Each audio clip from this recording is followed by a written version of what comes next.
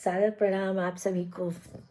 आज हम उपस्थित हुए हैं बहुत अच्छी अच्छी दो कथाएं लेकर।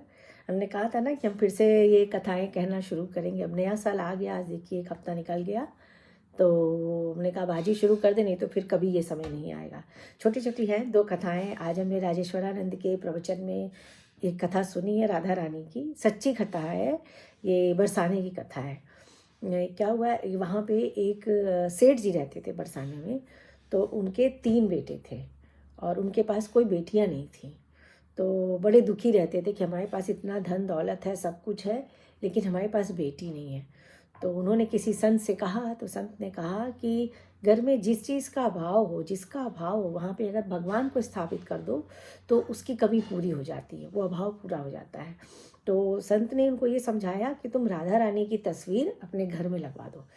तो उन्होंने राधा रानी का बहुत सुंदर फ़ोटो ख़रीदा और ख़रीद के उसको फ्रेम में लेके अपने घर में लगवा दिया। और वो बहुत खुश रहने लगे।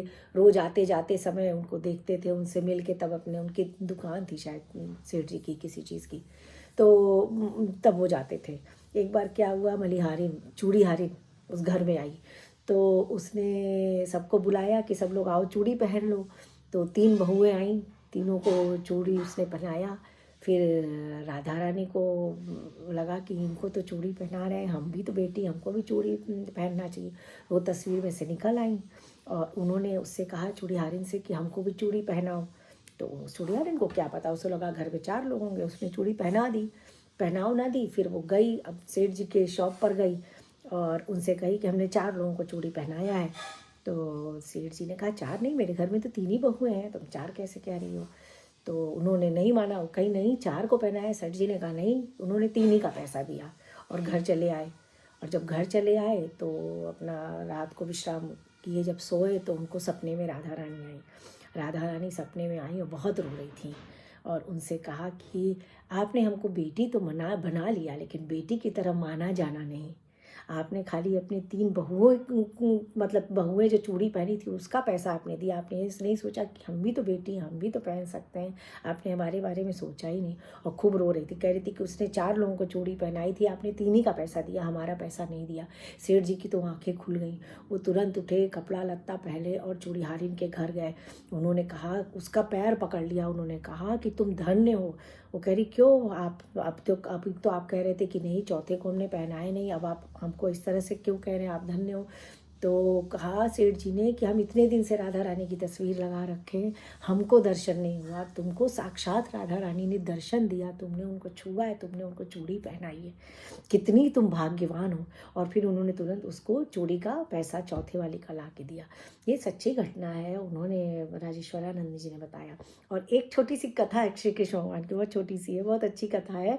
काकभूसुंडी जी भी तो देखिए राम जी के समय भी थे, जब राम जी आंगन में जूठन फेंकते थे तो खाते थे, आके ले जाते थे, राम जी गिरा देते थे। तो वो कृष्ण जी के समय भी आए, तो कृष्ण जी ने कहा कि तुम इस जन्म में मेरे साथ क्यों आए हो। तो उन्होंने कहा खाने के लिए, आपके साथ आपका जूठन खाने के लिए। तो कृष्ण ने कहा अरे हम ही बड़ा चुरा चुरा के खाते हैं, हम ही को बहुत मुश्किल से मिलता है, हम तुमको कहाँ से दे पाएंगे। तो ऐसे उनका, तो उन्होंने कहा कि जब हम राम के भूमिका में थे तब तो अब मिल जाता था खाना, सब बैठे बैठाए मिलता था, हमको चोरी नहीं करना पड़ता, तो यहाँ तो हमको मक्खन दही सब चोरी करनी पड़ती है। खैर, तो वो गए उनके साथ कि चलो हम तुमको खिलाते हैं, गए कि हम मक्खन चुरा के खिलाएंगे।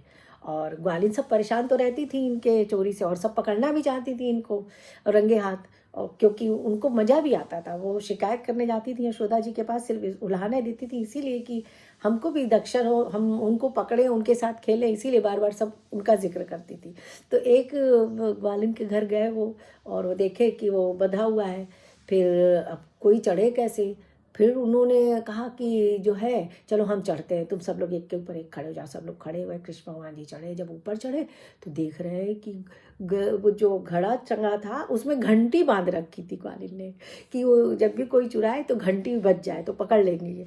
तो उन्होंने कहा कि अब तो हमको अपने भगवत स्वरूप का इस्तेमाल करना पड़ेगा। तो उन्होंने कहा घंटी से, घंटी देखो, हम कुछ भी करें, मक्खन निकालेंगे, सबको खिलाएंगे, तुम बजना नहीं, बिल्कुल बजना नहीं। घंटी मान गई। उन्होंने मक्खन निकाला, सारे ग्वाल बालों को सबको खिलाया, सब कुछ किया। फिर जैसे ही उन्होंने मक्खन लेके अपने मुंह में डाला, घंटी बज गई। घबरा गए। घंटी तुझे कहा तुम क्यों बजी? तो घंटी ने कहा कि आप मक्खन निकाले, हम कुछ नहीं बोले, आपने घड़ा उतारा, हम कुछ नहीं बोले, हम नहीं बजे, आपने सबको खिलाया, हम नहीं बजे, अब जब भगवान को भोग लगेगा तब तो हम बजेंगे ही ना। कितनी प्यारी कथा है ना, कितनी अच्छी कथा है।